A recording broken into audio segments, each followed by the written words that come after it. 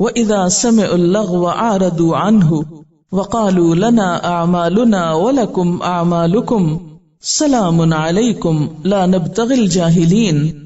اور جب بےہودہ بات ان کے کان میں پڑتی ہے تو اس سے کنارہ کشی اختیار کرتے ہیں اور کہہ دیتے ہیں کہ ہمارے اعمال ہمارے لیے، تمہارے اعمال تمہارے لیے، تم پر سلام ہو، ہم جاہلوں سے الجھنا نہیں چاہتے۔ وَإِذَا سَمِعُوا اللَّغْوَ، اور جب وہ لغو باتیں سنتے ہیں، أَعْرَضُوا عَنْهُ، تو اس سے کنارہ کش ہوتے ہیں، اس سے اعراض برتتے ہیں۔ اور یہاں لغو سے کیا مراد ہے؟ وہ گالی گلوچ اور مذاق اڑانا جو مشرکین مومنوں کے ساتھ کر رہے تھے۔ وقالوا، اور وہ کہتے ہیں، لنا اعمالنا ولکم اعمالکم، ہمارے لیے ہمارے اعمال، تمہارے لیے تمہارے اعمال، سلام علیکم، سلام ہو تم پر، لا نبتغی الجاہلین، ہم نہیں چاہتے جاہلوں کو، تم اپنا کام کرو، ہم اپنا کام کرتے ہیں، تم پر سلامتی ہو، یعنی ہم تم سے بحث نہیں کرنا چاہتے، ہم تمہیں جواب میں بری بات کہہ کے ستانا نہیں چاہتے، ہم تمہیں سلام دے رہے ہیں۔ سیرت ابن ہشام میں ایک واقعہ اس طرح درج ہے کہ ہجرت حبشہ کے بعد جب نبی صلی اللہ علیہ وسلم کی بعثت کی خبر حبشہ کے ملک میں پھیلی تو وہاں سے 20 کے قریب عیسائیوں کا ایک وفد تحقیق کے لیے آیا کہ ہم ذرا جا کے معلوم کریں کہ مکہ میں کیا ہو رہا ہے، اور آپ صلی اللہ علیہ وسلم سے مسجد حرام میں ملا، یعنی مکی دور میں ایک وفد آیا۔ قریش کے بہت سے لوگ یہ ماجرا دیکھ کر آس پاس کھڑے ہو گئے۔ عام طور پہ ایسا ہوتا ہے نا کہ جب کوئی اجنبی شخص آئے اور آ کر اس سے مل رہا ہو جس سے آپ کی کوئی دشمنی اناد ہو یا جس سے آپ کی کوئی مخالفت ہو تو آپ اور چکنے ہو جاتے ہیں، اچھا دیکھیں یہ کون آیا ہے، یہ اس سے کیوں مل رہا ہے، یہ کیا ہو رہا ہے، کیونکہ وہ ہر آن آپ صلی اللہ علیہ وسلم کے حالات کی خبر رکھتے تھے۔ تو ہوا یہ کہ تماشائی بھی کھڑے ہیں اور آپ صلی اللہ علیہ وسلم سے اس وقت کے لوگ بات چیت بھی کر رہے ہیں۔ انہوں نے آپ سے کچھ سوالات پوچھے، تحقیق کے لیے آئے تھے، اور ان سوالات میں کیا تھا کہ آپ کیا تعلیم دیتے ہیں، آپ کیا بتاتے ہیں، آپ کا مشن کیا ہے، مقصد کیا، آپ کیا چاہتے ہیں۔ تو جب انہوں نے آپ کی باتیں سنی تو متاثر ہوئے، اسلام قبول کر لیا۔ آپ نے قرآن پاک کی کچھ آیتیں ان کے سامنے پڑھ کر سنائیں۔ قرآن سنتے ہی ان کی آنکھوں سے آنسو جاری ہو گئے اور انہوں نے اس کتاب کی تصدیق کی، آپ پر ایمان لائے۔ جب مجلس برخاست ہوئی تو ابو جہل اور اس کے چند ساتھیوں نے ان لوگوں کو راستے میں جا پکڑا اور بہت ملامت کی اور کہا تم بہت نامراد قسم کے لوگ ہو، تمہارے ہم مذہب لوگوں نے تمہیں اس لیے بھیجا تھا کہ جا کے حقیقت معلوم کرو، اور تم یہاں آ کر اس شخص سے متاثر ہو گئے ہو اور یہیں بیٹھے بیٹھے اپنا دین چھوڑ دیا، ابھی واپس بھی نہیں گئے، تو تم تو بہت ہی بہکے ہوئے لوگ ہو۔ لیکن انہوں نے ابو جہل اور اس کے ساتھیوں کی باتوں کو کوئی اہمیت نہ دی، ان پر کوئی توجہ نہ کی، اور کیا کہا، سلام ہے بھائیو تم کو، ہم تمہارے ساتھ جہالت بازی نہیں کر سکتے، ہمیں ہمارے طریقے پہ چلنے دو، تم اپنے طریقے پہ چلتے رہو، ہم جان بوجھ کر اپنے آپ کو بھلائی سے محروم نہیں رکھ سکتے۔ اور اس طرح وہ ابو جہل کی باتوں میں نہ آئے۔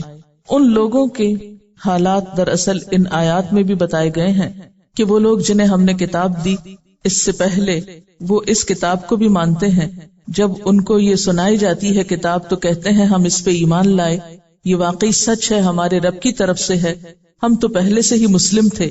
یہ وہ لوگ ہیں جنہیں ان کا اجر 2 بار دیا جائے گا اس ثابت قدمی کے بدلے جو انہوں نے دکھائی، بما صبر، اور صبر ابو جہل اور اس کے ساتھیوں کے باتوں کے جواب میں جو برتا اور ثابت قدمی، کیونکہ صبر کا ایک معنی جم جانا بھی ہوتا ہے، اور وہ برائی کو بھلائی سے دفع کرتے ہیں، یہ نہیں کہ ان سے لڑنے جھگڑنے کھڑے ہو گئے، اور جو کچھ ہم نے انہیں رزق دیا اس میں سے خرچ کرتے ہیں۔ اور جب انہوں نے بےہودہ بات سنی تو یہ کہہ کر اس سے کنارہ کش ہو گئے کہ ہمارے اعمال ہمارے لیے اور تمہارے اعمال تمہارے لیے، تم کو سلام ہے، ہم جاہلوں کا سا طریقہ اختیار نہیں کرنا چاہتے۔ تو لغو ہے کیا؟ لغو کا لفظ ہر بےہودہ قول یا بےہودہ کام یا بےہودہ چیز کے لیے استعمال ہوتا ہے۔ لغا حقیقت میں چڑیوں اور چڑیوں کی طرح دوسرے پرندوں کے چوں چوں کرنے کی آواز کو کہتے ہیں، جو بے ارادہ اور بے سوچے سمجھے منہ سے نکلتی۔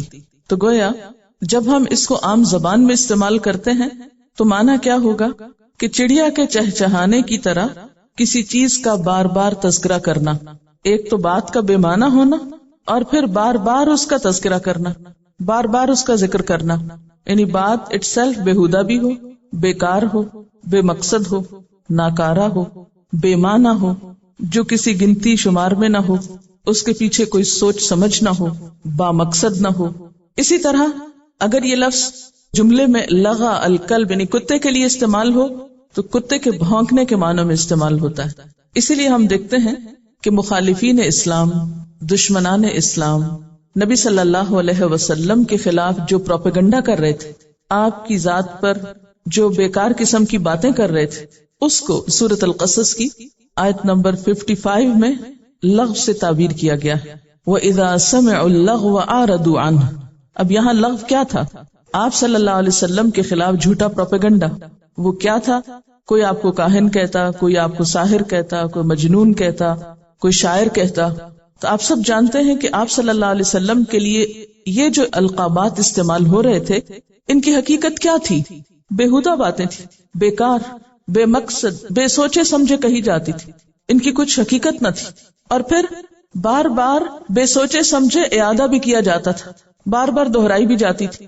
ایسی باتوں کا آپ صلی اللہ علیہ وسلم نے کیا جواب دیا تھا؟ کبھی جب آپ کو کاہن کہتے تھے لوگ تو آپ بحث میں پڑ جاتے تھے، لوگوں سے الجھنے لگتے تھے؟ نہیں۔ تو یہ تھا لغل کلب کے معنی میں۔ اچھا، کتوں کا کیا کام ہوتا ہے؟ اب اس کی طرف اصل پہ چلے جاتے ہیں نا، اصل سین کو دیکھتے ہیں۔ آپ اپنے کام سے جا رہے ہیں، تیز تیز جا رہے ہیں، اتنے میں کوئی کتا راستے میں بھونکنا شروع کر دیتا ہے آپ پہ، تو آپ حیران ہو کے دیکھتے ہیں کہ اسے کیا ہوا ہے، میں نے تو اسے کچھ نہیں کہا۔ اور پھر کتوں کے بھونکنے سے بچنے کے لیے کیا کرنا چاہیے؟ جوابی کارروائی۔ کس قسم کی؟ بعض لوگ ویسے ہی کرنا شروع کر دیتے ہیں، خاص طور پہ بچے۔ ناسمجھ بچوں کا ری ایکشن کیا ہوتا ہے؟ جیسی آوازیں کتا نکال رہا ہوتا ہے وہ بھی جواب میں وہی کچھ کرتے ہیں۔ کچھ لوگ انتہائی خوف زدہ ہوتے ہیں اور بھاگنا شروع کر دیتے ہیں۔ اچھا، کتے کو کیا ہوتا ہے پھر؟ وہ بھی بھاگنے لگتا ہے۔ اچھا، ایک تیسرا طریقہ کیا ہوتا ہے کہ آپ ایک پتھر اٹھا کے کتے کی طرف پھینکتے ہیں۔ اس کی بھی ضرورت نہیں، کیونکہ آپ کتے کے شر سے اس کے بغیر بھی بچ سکتے ہیں۔ کیسے بچیں گے؟ جس چال سے چل رہے تھے اسی سے چلتے جاؤ، تھوڑا آگے نکل جاؤ گے تو بھونکنا بھول جائے گا، چھوڑ دے گا پیچھے۔ یہی حل ہے، یہی علاج ہے۔ سمجھ آئی لغو کی؟ یعنی لغو کا ایک معنی کسی کے خلاف جھوٹا پروپیگنڈا، بےہودہ باتیں، جھوٹے الزامات، بیکار قسم کی گفتگو جس کی کوئی حقیقت نہ ہو۔ دین کا کام کرنے والوں کو یہاں ایک بہترین سبق سکھایا جا رہا ہے کہ جب تم اللہ کے راستے پہ چلو گے، ایک بامقصد زندگی گزارو گے، ایسا ضرور ہوگا، اور تمہیں کیا کرنا ہوگا؟ اعراض برتنا ہوگا، گویا تم نے سنا ہی نہیں، ایسے لا علم بن جاؤ گویا پتہ ہی نہیں، گویا کوئی چیز تمہاری زندگی میں آئی ہی نہیں۔ کتے کے بھونکنے کو کیا کہیں گے آپ؟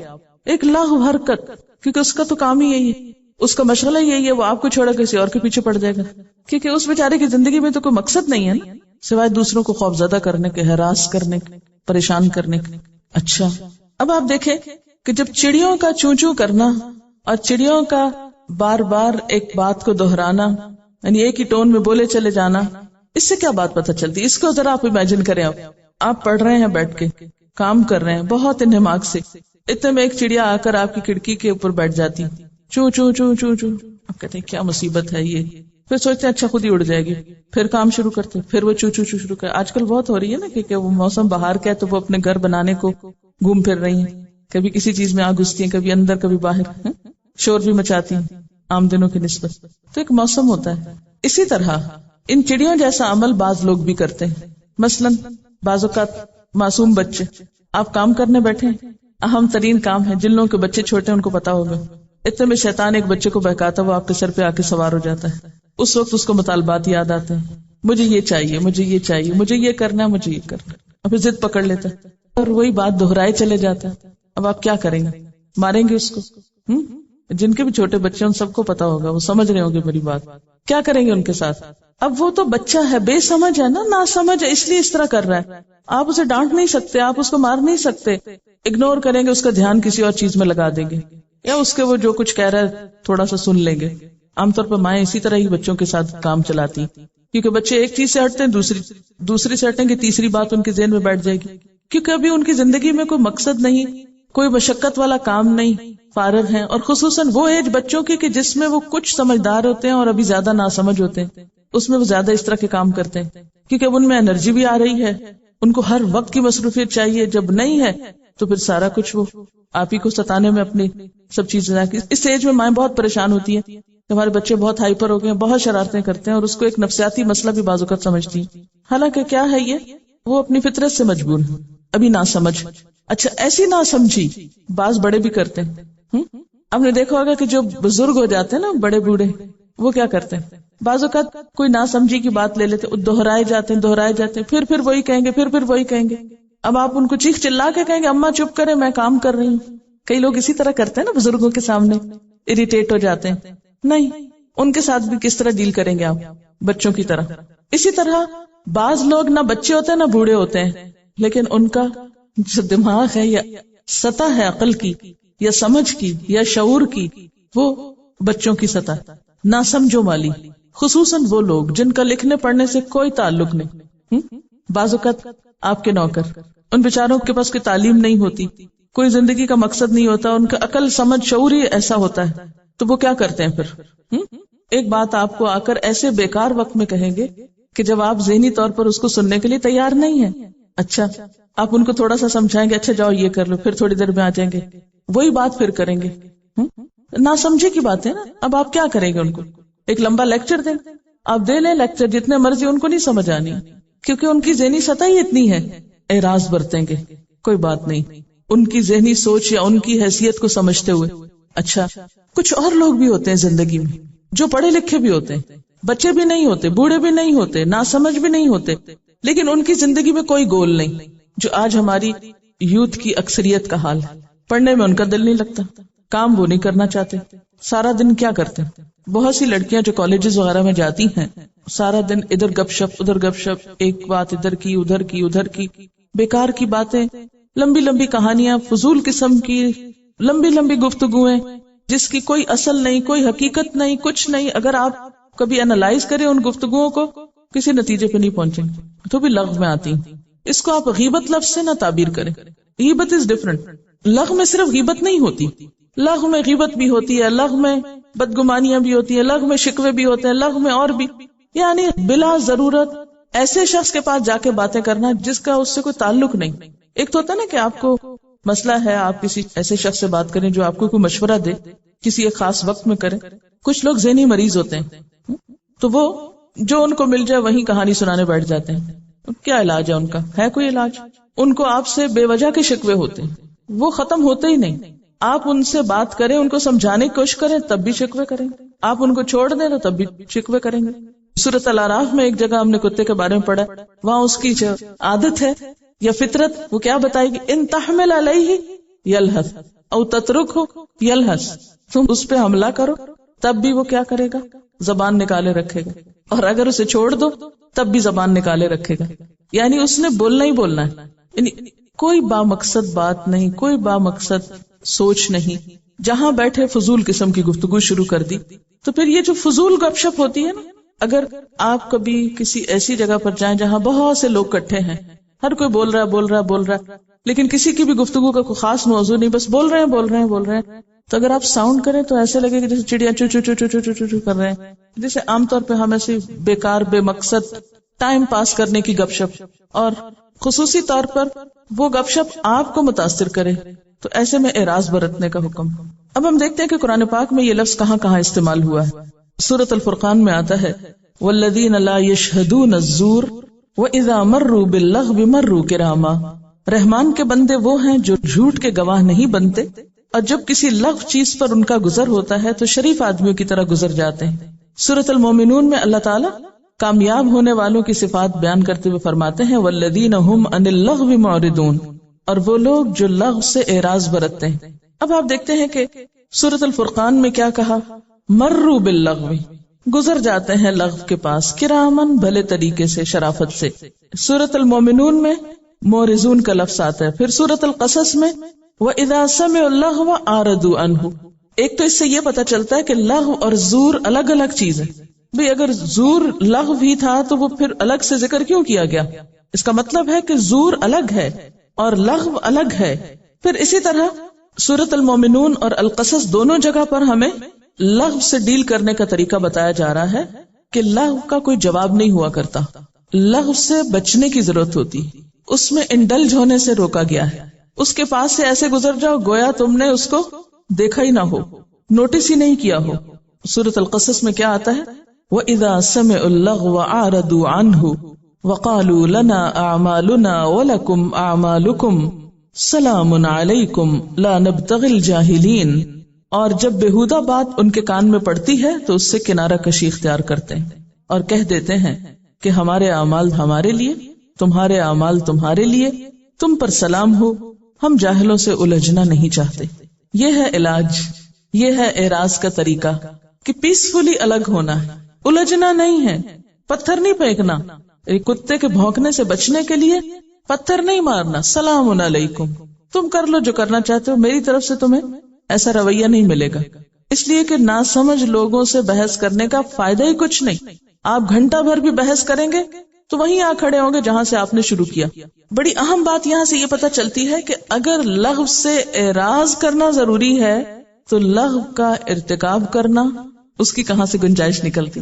یہ جو آیات ہم نے پڑھی اس میں لغو سے اجتناب کی بات ہے، لغو کے ارتکاب کی بات نہیں. اب سمجھدار انسان جو ہے اس کے لیے اتنا ہی کافی ہے کہ اگر مجھے کسی چیز کے پاس پھٹکنے کی اجازت نہیں یا کسی چیز کے پاس سے مہذب اور معزز طریقے سے گزرنے کو کہا جا رہا ہے تو اس کا ارتکاب کرنا تو دور کی بات، اس کی تو کوئی گنجائش نکلتی نہیں.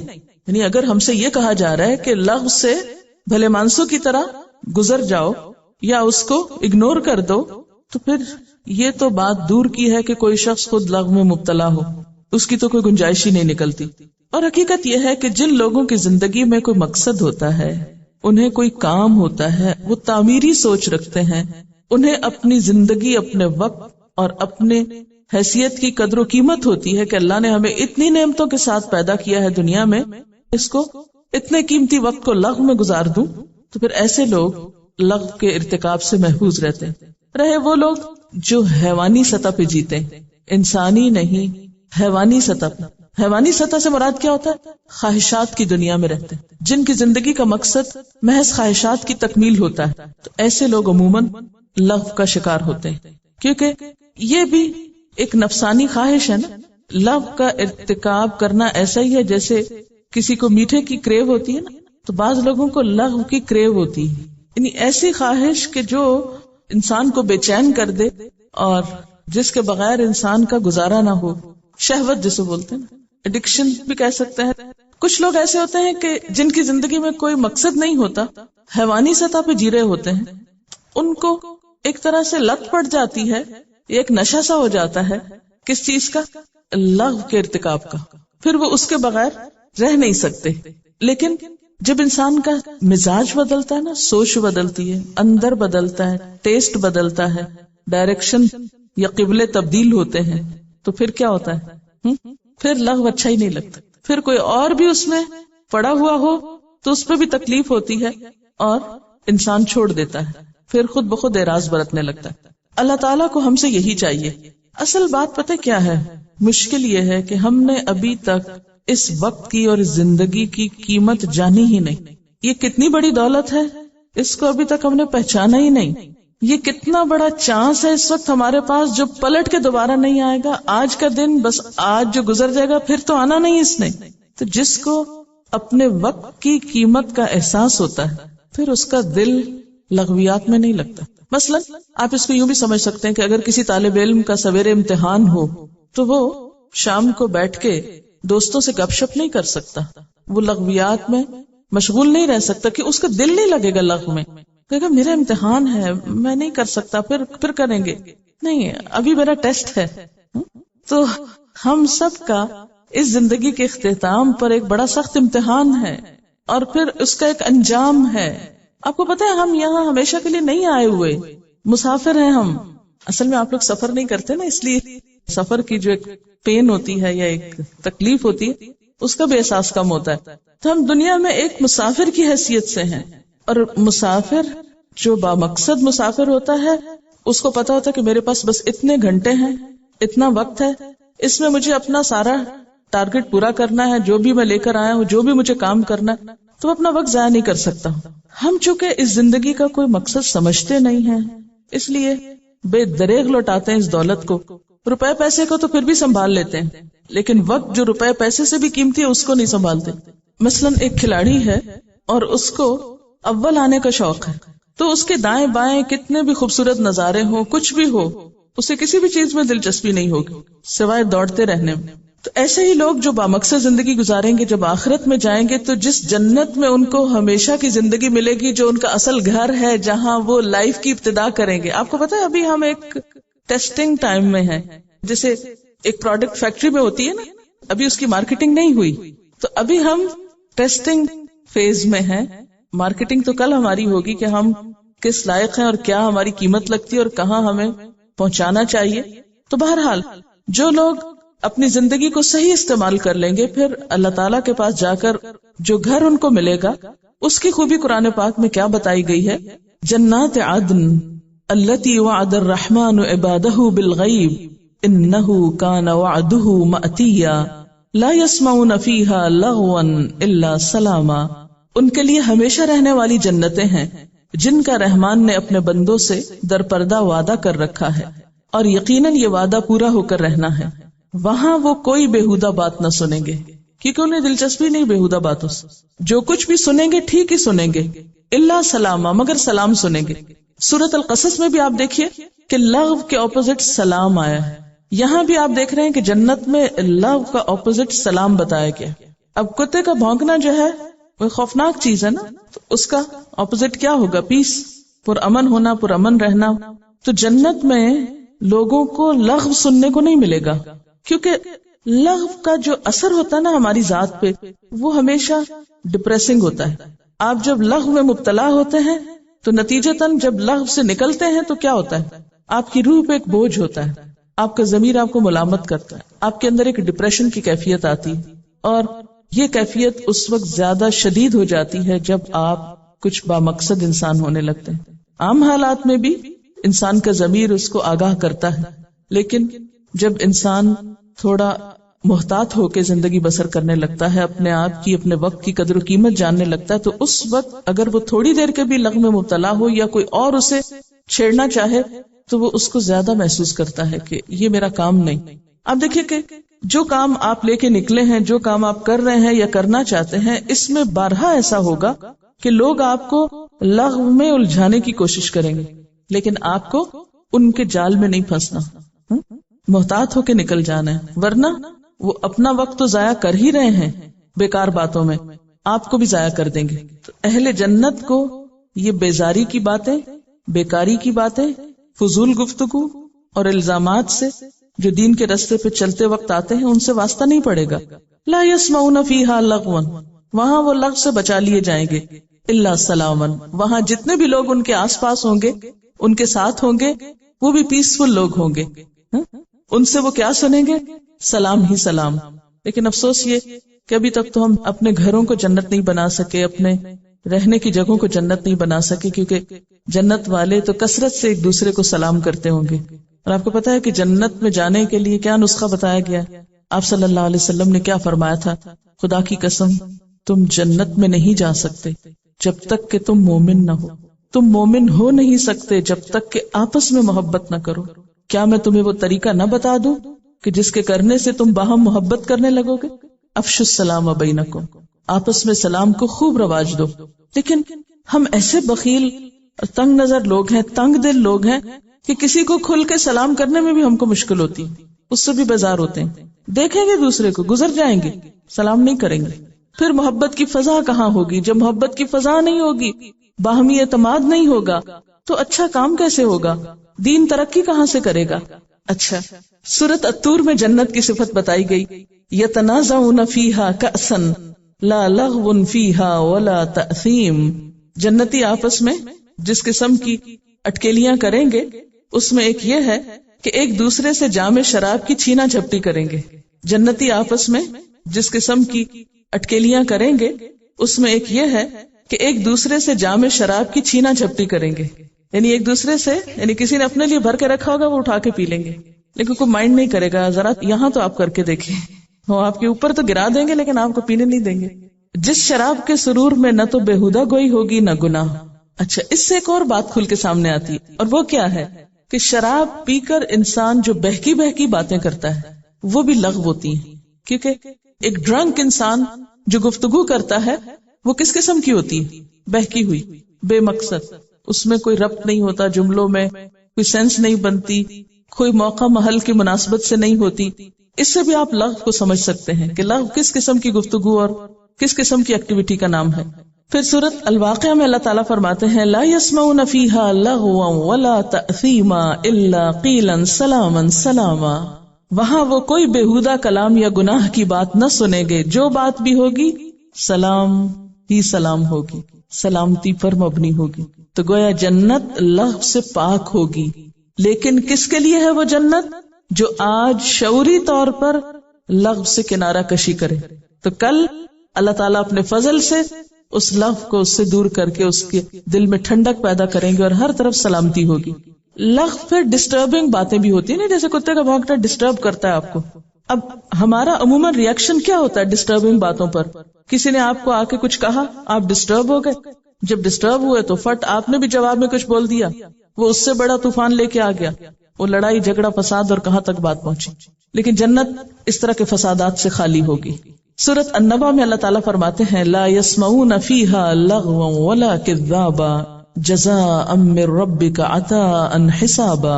وہاں کوئی لغو اور جھوٹی بات وہ نہ سنیں گے، جزا اور کافی انعام تمہارے رب کی طرف سے. یہاں بھی آپ دیکھ رہے ہیں کہ لغو کے ساتھ کذاب کا لفظ الگ ہے. اس کا کیا مطلب ہے؟ جھوٹ الگ چیز ہے، لغو الگ چیز ہے. یعنی لغو میں جھوٹ ہو سکتا ہے لیکن جھوٹ اٹ سیلف ضروری طور پر لغو نہیں ہو سکتا. ٹھیک ہے. اچھا، جیسے پیچھے ڈرنک ہونے کی مثال دی نا، اسی طرح بعض اوقات کوئی شخص جیسے نیند میں بولتا ہے تو وہ کیا باتیں کرتا ہے؟ بے ربط، بے معنی. کیوں ہوتی ہیں وہ بے ربط باتیں؟ اس لیے کہ نیند میں بول رہا ہوتا ہے نا، بے سوچے سمجھے بول رہا ہوتا ہے، یعنی غفلت میں بول رہا ہے. جس شخص کو پتا ہے قیامت آنے والی ہے، میرے منہ سے نکلا ہوا ایک ایک لفظ لکھا جائے گا، تولا جائے گا، اس کا حساب ہوگا، پھر وہ لغو کیسے بول سکتا ہے؟ ما یلفظ من قول الا لدیہ رقیب عتید. اس کے منہ سے کوئی لفظ نہیں نکلتا مگر حاضر باش نگران موجود ہوتا ہے، سب لکھا جاتا ہے. تو جس شخص کو یہ یقین ہو کہ سب کچھ لکھا جا رہا ہے، اللہ تعالیٰ کے فرشتے لکھ رہے ہیں، وہ جواب بھی دے رہے ہیں، مجھے ضرورت نہیں ہے ان بحثوں میں پڑھنے کی، تو وہ اپنے کام میں مشغول رہتا اور کام کرتا چلا جاتا. پھر اگر انہی جانوروں کی مثال آپ سامنے رکھے نا، تو یہ جو چھیڑ چھاڑ ہوتی ہے یہ آپ کو آپ کے مقصد سے ہٹاتی ہے، آپ کو اریٹیٹ کرتی ہے، آپ کو ڈسٹرب کرتی ہے، آپ کے کاموں میں انٹرفیئر کرتی ہے. لیکن جو سمجھدار انسان ہوتے ہیں وہ ان چیزوں کے ٹریپ میں نہیں آتے، ان جالوں میں نہیں آتے، ان شکنجوں میں نہیں آتے اور اپنے راستے پہ چلتے چلے جاتے ہیں. اچھا، سورۃ الغاشیہ میں جنت کی صفت کیا آتی ہے؟ وجوہ یومئذ ناعمہ لسعیہا راضیہ فی جنت عالیہ لا تسمع فیہا لاغیہ. کچھ چہرے اس روز بارونق ہوں گے، اپنی کارگزاری پہ خوش ہوں گے، عالی مقام جنت میں ہوں گے، کوئی بےہودہ بات وہ وہاں نہ سنیں گے، وہاں کوئی لغو نہیں ہوگا. یہ تھی لغو والی آیات قرآن پاک میں. اچھا، ان آیات سے کیا پتہ چل رہا ہے؟ دو طرح کی لغو کی آیات ہے، ایک تو دنیا سے متعلق ہے اور ایک آخرت سے متعلق ہے. جنت کی خوبیوں میں خاص خوبی یہ کہ وہاں لغو نہیں ہوگا، اور دنیا میں اہل ایمان، باکردار مسلمان، مفلحون، عباد الرحمن اور جن کو دگنا اجر ملے گا، جس کانٹیکس میں سورۃ القصص میں بات ہوئی، ان سب کی صفات میں خاص صفت کیا بتائی گئی کہ وہ لغو سے اعراض برتتے ہیں، یعنی لغو میں مبتلا نہیں ہوتے، اور اگر کوئی اور مبتلا ہو تو اس کو بھی کنسیڈر نہیں کرتے اور اس سے بھی ایک طرف ہو کر گزر جاتے ہیں. تو اگر ہم عملی زندگی سے کچھ مثالیں لے آئیں تو انشاءاللہ آسانی ہو جائے گی. اصل میں لغو کا تعلق گفتگو سے ہے، عمل سے کم ہے. ٹھیک ہے نا؟ بے وقت اور ضرورت سے زائد سونا لغو نہیں ہے، وہ کسی اور کیٹیگری میں آئے گا، لغو میں نہیں آئے گا. اب آپ پھر چڑیوں کا چہچہانا، سونے والا تو سو گیا میٹھی نیند، تو آپ اس کو اس کے اوریجنل کانٹیکس میں دیکھیں. میرے ساتھ ابھی 4 دن پہلے یہ قصہ ہوا جو میرے خیال ہے اس وقت بالکل موقع کے حساب سے ہے. ہمارا ڈرائیور، پہلے بھی ایک دفعہ بتا چکی ہوں کہ میں جب یہاں سے بیٹھتی ہوں گاڑی میں تو بچوں کو اور ڈرائیورز کو جنرل باتیں جو اس میں سے آج کے رہ گئے ہوتے ہیں مائنڈ میں وہ ڈسکس کرتی ہوئی جاتی ہوں. تو الحمدللہ مجھے اس کا فائدہ اس وقت نظر آیا کہ جب ہمارے گھر سے ڈیوٹی ختم کر کے کورنگی فلائی اوور پہ وہ جا رہا تھا، کسی نے گاڑی ریورس کرتے ہوئے اس کی سائیکل کو مار دی ٹکر، وہ جا کے گرا، سائیکل بھی ٹوٹی اور یہ سب. اور اس وقت لوگ جو تھے اس آدمی کے پیچھے پڑ گئے جس نے غلطی سے ریورس کرتے ہوئے اندھیرے میں رات کو نظر نہیں آیا اس کو مار دیا. اور سب کے سب لوگ تو مہارا ڈھونڈتے ہیں جمع ہو گئے اور چڑھ گئے کہ اس کو تو مارو، اس نے تمہیں مارا ہے. اور وہ بیچارے کو جان بچانا مشکل ہو گیا. اس وقت اس نے کہا باجی مجھے آپ کی بتائی ہوئی باتیں ایسے میرے دماغ میں گھوم رہی تھیں کہ انہی سے تو بچنا ہے ہمیں. میں نے لوگوں کو ٹھنڈا کیا کہ نہیں بھائی میری وجہ سے اس کو مار رہے ہو نا, میں تو خود ایک ڈرائیور ہوں, یہ غلطی مجھ سے بھی ہو سکتی تھی. اور میرے اندر اتنا صبر آ گیا ہے پچھلے اس میں اتنی باتیں سن کے یہ سب کر کے. وہ خود کہتا ہے کہ میں نے یہ باتیں کبھی نہیں سنی, کوئی بتانے والا نہیں تھا. اس نے اس وقت ایک اتنے بڑے ہنگامے سے اس آدمی کو بچایا کہ لوگ اس کی جان لینے کے در پہ تھے, اور اس نے خود کہا کہ کل یہ مجھ سے بھی ہو سکتا تھا اور یا ہو سکتا ہے. بعد میں پتا چلا کہ جس بیچارے نے مارا تھا اس کی غلطی نہیں تھی, اسے کچھ پرابلم تھی, اور لیٹ نائٹ وہ ڈرائیونگ میں اس کو ریورس میں نظر نہیں آیا, اور وہ خود بیچارہ کوئی 8-10 بچوں والا آدمی تھا. اور مطلب مجھے اتنی خوشی ہوئی اس دن کہ دیکھو ایک جیسے وصول ہو گیا ساری بات سے. وہ خود بھی لغز سے بچا اور اس نے اوروں کو بھی بچایا. اور یہ بھی تو ہو سکتا تھا کہ آپ گاڑی میں بیٹھتے ہی کچھ اور آن کریں اور سنتے جائیں, اور وقتی طور پر آپ بھی انجوائے کریں اور لوگ بھی ساتھ بیٹھے ہوئے انجوائے کریں. لیکن ان ساری باتوں کا اینڈ ریزلٹ کیا ہوتا ہے کہ ہمارے اخلاق میں, کردار میں, رویوں میں, معاملات میں کیا تبدیلی آتی ہے جب ہم لغویات محض سنتے رہتے ہیں. میڈم یہ ٹین ایجرز بچے اور بچیوں کی بات کروں گی میں, کیونکہ اکثر ٹیلی فون کے اوپر اتنی لمبی باتیں ہوتی ہیں, اور کبھی آپ ان کو خود ریکارڈ کر کے سنیے گا کہ اس میں سے آپ کو کیا ملتا ہے, اچیومنٹ کیا ہے, کوئی کام کی بات کتنی ہوتی ہے, سلینگ لینگویج کیسی ہے. کیونکہ میرے اپنے بچے بھی اسی ایج گروپ کے ہیں, اور ان کو میں نے کہا کہ بچے آپ ایسے کر لو, تو کہتے ہیں کہ نہیں اماں یہ نہیں ہو سکتا. میں نے کہا وہ تو آپریٹر تو ریکارڈ کر رہا ہے, وہ تو آپ کی باتیں بھی کئی دفعہ سن رہا ہوتا ہے. اور سیکورٹی میں میرے ہسبینڈ کام کرتے تھے, تو ایک دفعہ ریکارڈ کیا گیا, اور جب لگا کے سنا گیا تو لگتا تھا کہ ایک بات بھی اس میں کام کی نہیں ہوتی ہے. اور میجورٹی ہم لوگ گھنٹوں آورز اینڈ آورز اس کے اوپر لگاتے ہیں, یا انٹرنیٹ کے اوپر. اس پہ بھی آپ دیکھ لیجئے, کبھی ریکارڈ تو وہ ہو ہی جاتا ہے یا لکھا جاتا ہے, پرنٹ کیا جاتا ہے کہ آپ کتنی اس میں کام کی باتیں نکال سکتے ہیں, یہ کرتے ہیں. بالکل صحیح. یعنی کہ یہ ایک مثال ہے, دس از این ایگزامپل کہ لغو ہماری زندگی میں کہاں کہاں داخل ہے. پہلی بات تو لغو کے بارے میں اپنا کانسیپٹ کلیئر کرنے کے لیے یاد رکھیں کہ اس کا تعلق گفتگو سے ہے, کیونکہ جہاں بھی یہ لفظ استعمال ہوا ہے اس کے اپوزٹ سلام کا لفظ استعمال ہوا ہے. ٹھیک ہے, یعنی گفتگو اور کلام یا خطاب کے انداز اور رویے. اب اس کو اگر ہم لیں, کیونکہ بعض لوگوں نے لکھا ہے بے مقصد لانگ ڈرائیو کرنا, دس از ناٹ لغو, یہ کسی اور چیز میں آئے گا. یعنی بے مقصد کام کئی ہو سکتے ہیں. مثلا اگر ایک شخص اللہ تعالیٰ کی کائنات کو دیکھنے کے لیے باہر نکل جاتا ہے, مثلا کئی لوگوں کی عادت ہوتی ہے بارش ہوئی تو فوراً نکل کے ڈرائیو پہ, تو وہ لغو کر رہے ہیں؟ نہیں, لغو کام نہیں ہے اگر اس میں بھی کوئی مقصد ہے. ہاں اگر محض گپ شپ کرنے کے لیے اور وقت گزاری کے لیے, تو یہ وہ کرے گا جس کے پاس کوئی بامقصد کام نہیں ہے, ورنہ تو نکلنے کا موقع ہی کہاں. یہاں خاص طور پر لغو کے حوالے سے, یعنی جس کانٹیکسٹ میں یہ لفظ استعمال ہوا ہے وہ خصوصی طور پر دین کے خلاف پروپیگنڈے کے لیے استعمال ہوا, وہ لغو میں آتا ہے. اچھا, ہم کہتے ہیں دوسرے ایسا کرتے ہیں, ہم ذرا اپنے آپ کو دیکھیں, ہم کیا کرتے ہیں؟ جو ہی کوئی بات ہوئی دین سے یا دین سے متعلق, تو ہم دوسروں کو کرٹیسائز کرنا شروع کر دیتے ہیں. ہاں دیکھا وہ فلاں جو ایسے کر رہا ہے, ایسا ہے ویسا ہے. یعنی دوسروں کو وقت بے وقت, معنی بے معنی, خواہ مخواہ ان کو کرٹیسائز کرنا. اب میں اس کی ڈیفینیشن دین کے حوالے سے کروں گی لغو کی. دین کا کام کرنے والوں کے بارے میں منفی انداز سے ڈسکس کرنا, ان کا مذاق اڑانا, بحثیں کرنا, ان پہ الزام تراشی کرنا, سنی سنائی باتوں کے پیچھے پڑنا. اچھا, اسی طرح آپ دیکھیے کہ اہل مکہ خاص طور پہ راتوں کو جاگ کر قصہ گوئی کرتے تھے, سامرن تہجرون, اور اس میں خصوصی طور پر اسلام کے خلاف باتیں ہوتی تھی. ٹھیک ہے نا. تو اب اس میں دین کے کام کرنے والوں پہ آوازیں کسنا یا بحث مباحثے کرنا ان کے خلاف, یا پھر عام روزمرہ زندگی میں بھی اگر ایسی چیز ہے تو وہ بھی شامل ہو جائے گی. فضول کی گپ شپ جو ہے. مقصد کیا ہوتا ہے لغو کا؟ دین کے خلاف باتیں کرنے کا یا دین والوں کے خلاف باتیں کرنے کا مقصد کیا ہوتا ہے؟ کیوں کرتے ہیں لوگ ایسا؟ اس کے پیچھے کیا نفسیات ہوتی ہے, کیا سائیکی ہے؟ بعض اوقات ہمیں اپنی غلطی کا پتہ ہوتا ہے کہ ہم غلط کر رہے ہیں, لیکن ہم ماننا نہیں چاہتے, اس غلطی سے نکلنا نہیں چاہتے, لہٰذا ان لوگوں کا مذاق اڑاتے ہیں جو ہمیں ہماری غلطی بتائیں تاکہ ان کو چپ کرا دیا جائے. مثلاً کفار نے یہی طریقہ اختیار کیا تھا. وقال الذین کفروا لا تسمعوا لهذا القرآن والغوا فیہ لعلکم تغلبون. سورۃ حامیم سجدہ میں آتا ہے, یہ منکرین حق کہتے ہیں اس قرآن کو ہرگز نہ سنو, لا تسمعوا لهذا القرآن, بلکہ کیا کرو, والغوا فیہ, جب یہ سنایا جائے تو بحث مباحثے چھیڑ دو, لغو کرو اس میں. تو قرآن سناتے وقت یا قرآن کا پیغام پہنچانے والوں کے خلاف فضول قسم کی گفتگو وہ اسی زمر میں آتی. سورۃ حامیم سجدہ کی آیت ہے یہ.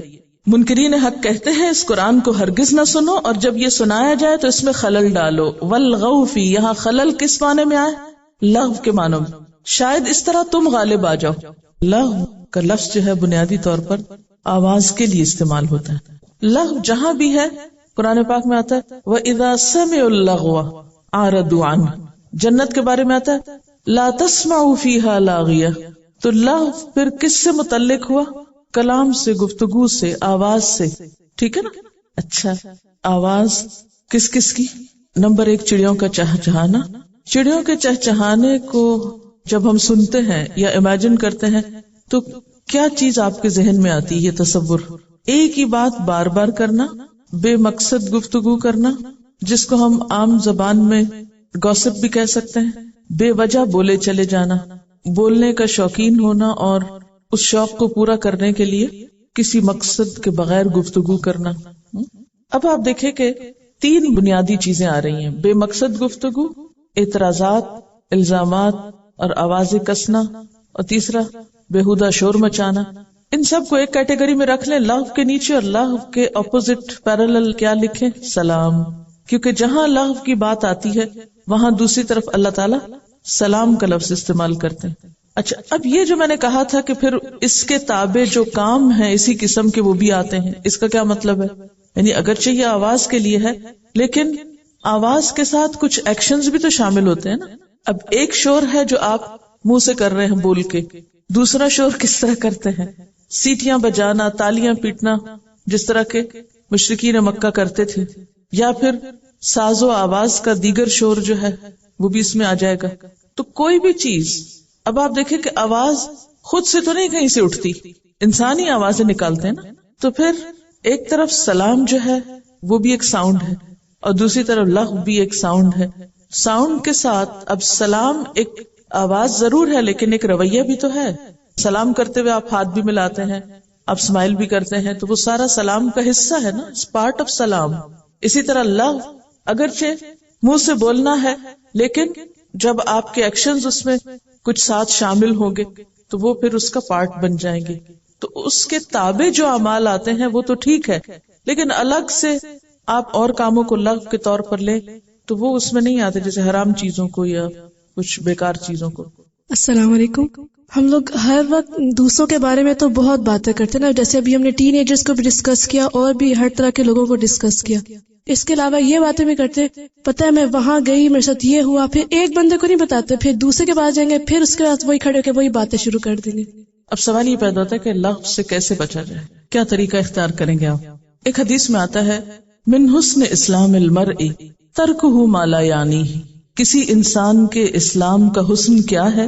ان باتوں کو چھوڑ دینا جس سے ان کا مطلب نہیں، کوئی کنسرن نہیں. پھر اگر ہم کچھ ایسی احادیث یاد رکھیں جس میں بے مقصد گفتگو کے بارے میں ہمیں تنبیہ ہو اور خصوصاً زبان کی حفاظت کے بارے میں، تو انشاءاللہ اس سے بھی اصلاح ہوگی.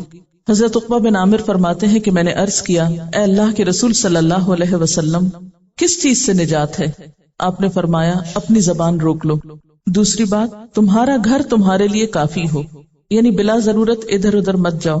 ہم لوگوں کا عام طور پہ حال کیا ہے کہ جب تک ایک وزٹ روزانہ کہیں نہ کر لیں، کہیں آنا جانا جب تک نہ ہو یا کوئی آئے جائے نہ، کام نہیں چلتا، دل نہیں لگتا، بور ہو جاتے ہیں. آج کہیں نہیں جانا، آؤٹنگ کا پروگرام بنائیں، ٹھیک ہے آپ نکلیں، کام سے نکلیں، لیکن بے مقصد ادھر ادھر جانا، اپنا اور دوسروں کا وقت ضائع کرنا، یہ بھی زندگی ضائع کرنے کی بات ہے.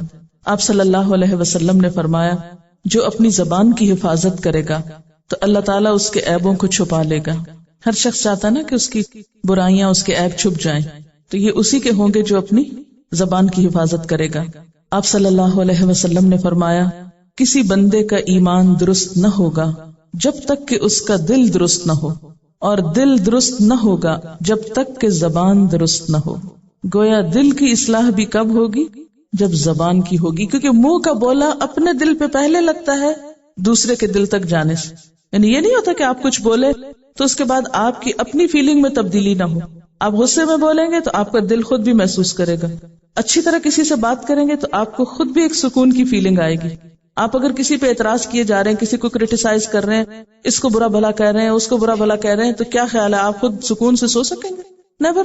تو جو شخص اپنی زبان کی حفاظت کر لیتا ہے، اپنی زبان سے دوسرے کو اذیت نہیں دیتا، وہ دراصل خود اذیت سے بچ جاتا ہے. حضرت ابو سعید خدری فرماتے ہیں کہ ایک شخص آپ صلی اللہ علیہ وسلم کے پاس آیا اور عرض کیا، اے اللہ کے رسول صلی اللہ علیہ وسلم، مجھے کچھ وصیت کیجیے.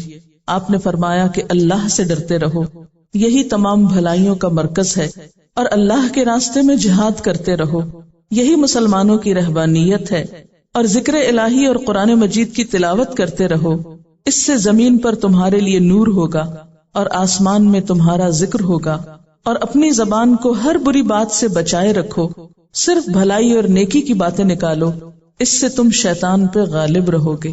پھر اسی طرح مشتبہ چیزوں سے پرہیز کرنا. مشتبہ، شک والی. اس حدیث کو ایک انصاری صحابی حضرت نعمان بن بشیر نے روایت کیا ہے، اور اس طرح روایت کیا ہے کہ جب انہوں نے یہ بیان کیا کہ میں نے رسول اللہ صلی اللہ علیہ وسلم سے سنا ہے، تو انہوں نے اپنے کانوں کی طرف اپنی انگلیوں سے اشارہ کیا، یعنی حدیث روایت کر رہے ہیں اور ساتھ اپنے کانوں کی طرف اشارہ کر رہے ہیں. یہ ہیں وہ کان جن سے میں نے سنا ہے. یہ اسٹائل کیوں اختیار کیا تھا؟ دوسروں کو یقین دلانے کے لیے، یعنی بات کرنے کا ایک مؤثر انداز ہے کہ یہ ہے وہ کان جن سے سنا ہے. انہوں نے فرمایا، میں نے رسول اللہ صلی اللہ علیہ وسلم کو یہ فرماتے ہوئے سنا، بے شک حلال واضح اور صاف ہے، اور بے شک حرام بھی واضح اور صاف ہے، اور ان دونوں کے درمیان شبہ والی چیزیں ہیں، یعنی شک والی چیزیں ہیں جن کو اکثر لوگ نہیں جانتے. تو جس نے اپنے آپ کو شبہ والی چیزوں سے بچایا، اس نے اپنے دین کو اور اپنی عزت کو محفوظ کر لیا، اور جو مشتبہ چیزوں کے اندر پڑ گیا تو پھر وہ حرام میں پڑ گیا. جس طرح کہ کوئی چرانے والا کسی بادشاہ کی مخصوص چراگاہ کے گرد جائے اور قریب ہے کہ وہ اسی چراگاہ کے اندر داخل ہو کر چرنا شروع کر دے.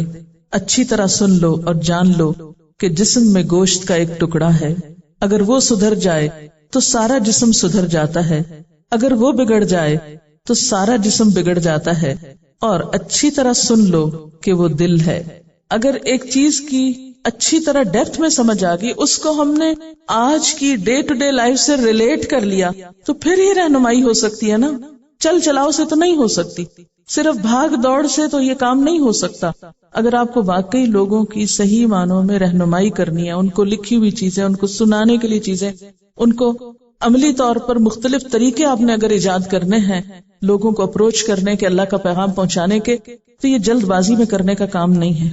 دیکھیے، اگر 2-3 باتیں یاد رکھ لیں گے خلاصے کے طور پر تو لغو سمجھ آ جائے گا. نمبر 1، لغو کا تعلق کلام سے ہے، گفتگو سے ہے، انداز سے ہے، رویے سے ہے.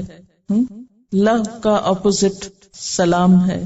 لغو ایک ڈسٹربنگ گفتگو اور انداز اور رویے کا نام ہے.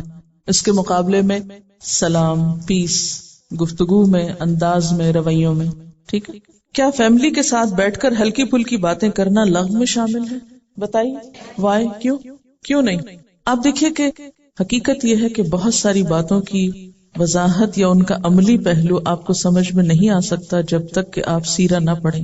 اس معاملے میں ہمیں دیکھنا پڑے گا کہ اللہ کے رسول صلی اللہ علیہ وسلم اپنے گھر والوں سے کیسی گفتگو کیا کرتے تھے. کیا اس میں ہلکی پھلکی باتیں، ہنسی مذاق کی باتیں ہوتی تھی یا نہیں ہوتی تھی؟ ہوتی تھی نا. آپ صلی اللہ علیہ وسلم کی گھریلو زندگی کیسی تھی؟ یعنی بامقصد انسان ہونے کا مطلب یہ نہیں کہ آپ اپنے اوپر ایک مصنوعی خول چڑھا لیں. اور اللہ تعالیٰ نے انسان کے اندر جو مزاح کی حس رکھی ہے، یا اس کا وٹی ہونا ہے، یا کائنات کی چیزوں میں، دنیا کی چیزوں میں غور و فکر کرنا ہے، اس میں ہر وقت کوئی نہ کوئی آیت پڑھتا رہے یا کوئی نہ کوئی حدیث سناتا رہے. کیا بامقصد گفتگو صرف آیت پڑھنے اور حدیث سنانے کا نام ہے؟ نہیں. عام روزمرہ زندگی میں آپ ریفرنس کے بغیر بھی باتیں کر سکتے ہیں. ٹھیک ہے. علم کی مجلسوں میں آپ کوٹ کریں جتنا چاہیں، لیکن ہر وقت یہ کوٹیشنز نہ دیا کریں، کیونکہ جو لوگ نہیں جانتے نا، آپ تو اب جان گئے. جن لوگوں کے لیے سب کچھ نیا ہے وہ پریشان ہوتے ہیں آپ کی گفتگو ایسی سن کر ہر وقت. مثلاً چھوٹی سی میں مثال دیتی ہوں آپ کو. رات میرا بیٹا کہنے لگا کہ بس دنیا میں ایک چیز نہ ہوتی. میں نے کہا وہ کیا؟ پڑھنا نہ پڑتا. میں نے کہا صحیح بات کہہ رہے ہو، اس لیے کہ دیکھو گائے بھینس کو نہیں پڑھنا پڑتا، کتے بلی کو بالکل نہیں پڑھنا پڑتا، تو کیا خیال ہے وہ نہ بن جائیں؟ تو اس نے آگے سے کہا کچھ نہیں، کوئی آرگیو نہیں کیا. میں نے بہت لائٹلی اس کو ہنسی مذاق میں کہا بھینس کو بالکل نہیں پڑھنا پڑتا، کتے کو اسکول نہیں جانا پڑتا. چند جانوروں کے نام لے کے میں نے بس اتنی ہنسی میں ٹال دیا اس کو. کوئی نصیحت نہیں کی، کوئی اس کو ڈانٹا نہیں، کچھ نہیں کیا. اور وہ بھی سمجھ گیا کہ ہاں مجھ میں اور کتے بلی میں تو فرق ہے.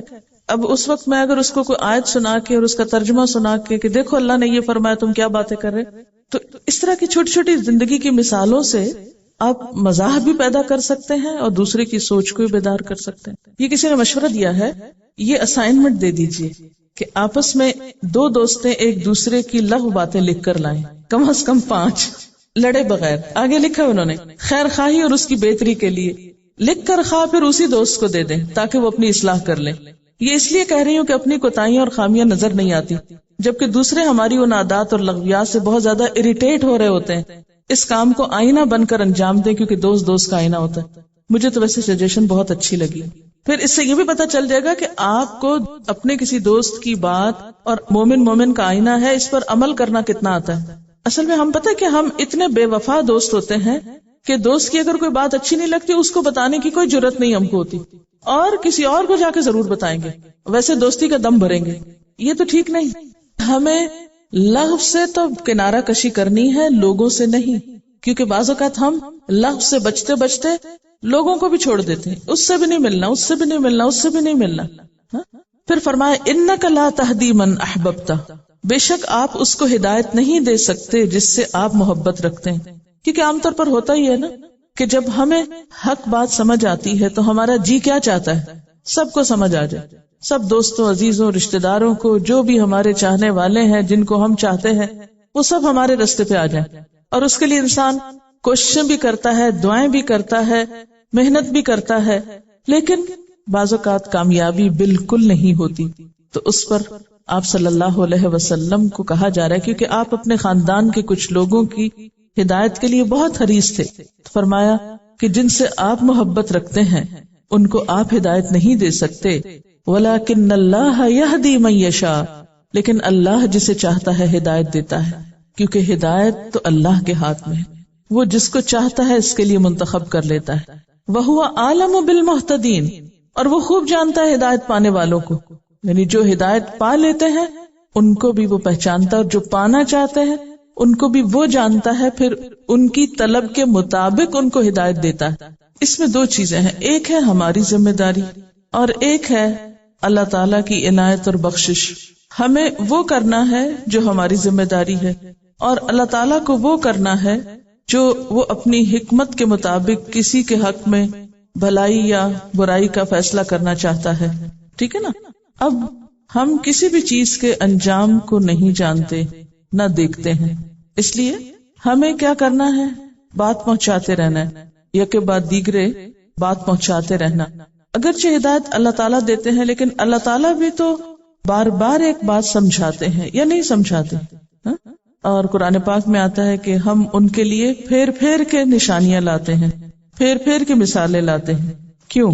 اور آپ صلی اللہ علیہ وسلم کا طریقہ کیا تھا؟ لعلک باخع نفسک علی آثارہم ان لم یؤمنوا بہذا الحدیث اسفا، کہ آپ شاید اپنے آپ کو گھلا ڈالیں گے اس بات پہ افسوس کر کر کے کہ لوگ مانتے کیوں نہیں. اور پھر ساری بات کا خلاصہ یہ ہے کہ اس سے مراد یہ نہیں ہے کہ آپ کسی کے پیچھے اس طرح پڑ جائیں کہ اسے بیزار کر چھوڑیں یا اس پہ مسلط ہو جائیں.